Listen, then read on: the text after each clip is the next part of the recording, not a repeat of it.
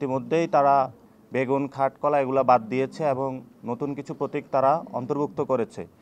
সেখানে আমরা একটা প্রতীক দেখতে পেয়েছি, শাপলা কলি নামে একটা প্রতীক রয়েছে। আমরা আজকে আমাদের পছন্দের তালিকায় প্রথমে রেখেছি শাপলা, দ্বিতীয়ত রেখেছি হলো সাদা শাপলা, তৃতীয় রেখেছি হলো শাপলা কলি। অর্থাৎ আমাদের প্রার্থিত প্রতীকের মধ্যে যদি কোনো অন্য দল আবার এটার জন্য আবেদন করে তাহলে শাপলা কলি নিয়ে একটা সিমিলারিটিস তৈরি হবে। সেই জন্য হলো আমরা এটা আবেদনের মধ্যে আজকে দিয়ে রেখেছি। তবে আমাদের পছন্দের প্রথম জায়গাটা আমরা রেখেছি শাপলা, দ্বিতীয় রেখেছি সাদা শাপলা, তৃতীয় রেখেছি শাপলা কলি। এবং নির্বাচন কমিশন হলো খুব ধীরগতিতে তারা চলাফেরা করছে। আমাদের অনেক আগে আমরা অ্যাপ্লাই করেছিলাম, এই পর্যন্ত এটাকে তারা কোনো সমাধান করতে পারে নাই। তো আমরা তাদের কাছে আহ্বান জানিয়েছিলাম দ্রুত গতিতে এই বিষয়ে সমাধান করে। আমরা ইলেকশনের দামাডোল অলরেডি বাংলাদেশে শুরু হয়েছে। আমরা ইলেকশনের ফেজের মধ্যে যেতে চাই এবং ফেব্রুয়ারি ইলেকশনটা যাতে সুন্দরভাবে বাস্তবায়ন হয় আমরা অংশগ্রহণ করতে চাই। সেই জায়গাতে জাতীয় যে স্বার্থ রয়েছে, ওভারঅল রাজনীতির যে পরিস্থিতি রয়েছে দেশবাসীর মধ্যে, আমরা শাপলা কলি নিয়েও কিছু পজিটিভ সাড়া পেয়েছি এবং এটা শাপলায় ছিল, শাপলার চেয়ে আরও এক ধাপ এগিয়ে হলো শাপলা কলিও এসেছে, অর্থাৎ শাপলাও আছে কলিও আছে।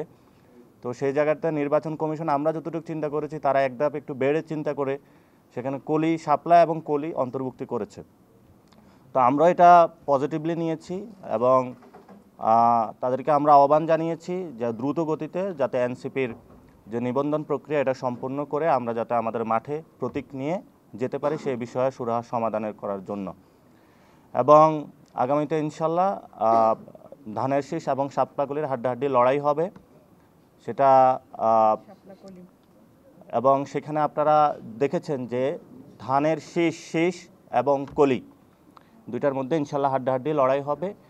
এবং বাংলাদেশকে যে বহুদলীয় গণতন্ত্র থেকে বের করে যেটা 72 সালে পরে হয়েছিল, বাকশাল কায়েম করা হয়েছিল, বর্তমানে বহুদলীয় গণতন্ত্রের বিপরীতে গিয়ে বাংলাদেশে একটি দল একদলীয় গণতন্ত্রের নামে একদলীয় শাসন ব্যবস্থা করার প্রচেষ্টা চালাচ্ছে।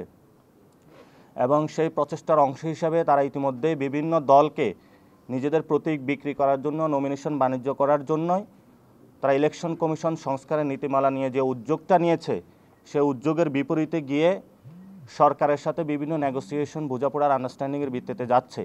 সেখানে আমরা নির্বাচন কমিশনকে বলছি, নির্বাচন যে কোনো দলের নির্বাচন প্রতীক কোনো নমিনেশন বাণিজ্যের প্রতীক হতে পারে না। কেউ টাকা পয়সা দিয়ে বিভিন্ন দল নিজেদের পকেটস্থ করার জন্য এই ধরনের বাংলাদেশে গণতন্ত্র বিরোধী কাজকর্ম থেকে সরে আসার জন্য যে সংস্কারের একটা কার্যক্রম এসেছে এটাতে স্ট্রিক্ট থাকার জন্য আমরা নির্বাচন কমিশনকে আহ্বান জানিয়েছি। ইতিমধ্যে আপনারা শুনেছেন বিএনপির জনাব সালাউদ্দিন আহমেদ আমাদের আইনমন্ত্রী যিনি রয়েছেন উপদেষ্টা আসিফ নজরুল স্যারকে একটা চিঠি দিয়েছেন।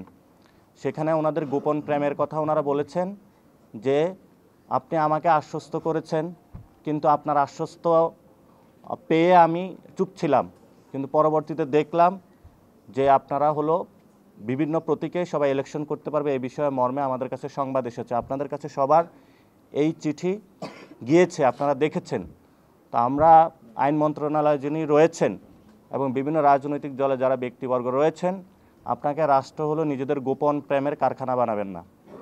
এই জন্য আমরা তাদের কাছে আহ্বান জানাবো, যেই কাজটা হলো আইন মন্ত্রণালয় থেকে হয়েছে এটা বাংলাদেশে একটা নজিরবিহীন ঘটনা।